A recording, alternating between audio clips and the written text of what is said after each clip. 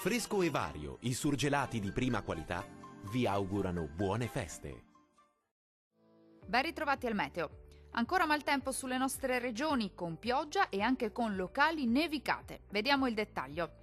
Sul Veneto il cielo sarà molto nuvoloso e spesso coperto. Il tempo risulterà instabile sin dal mattino e per tutto l'arco della giornata, con precipitazioni piuttosto diffuse e localmente anche miste a neve. Migliorerà decisamente entro la nottata.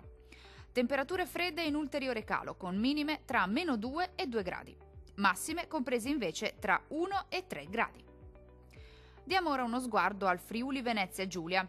Tempo spiccatamente instabile anche sulla nostra regione, con piogge sul Pordenonese e con locali nevicate fino in pianura sui restanti settori, specie a partire dal pomeriggio. Anche in questo caso migliorerà col passare delle ore. Temperature minime intorno allo 0. Valori massimi compresi invece tra 1 e 2 gradi circa.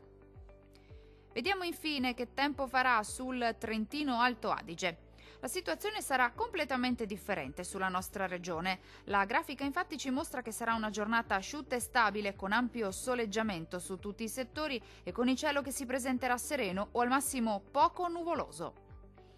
Temperature minime intorno allo 0. Valori massimi compresi invece tra 7 e 8 gradi circa. Dal meteo di Antenna 3 per ora è tutto. Arrivederci al prossimo aggiornamento.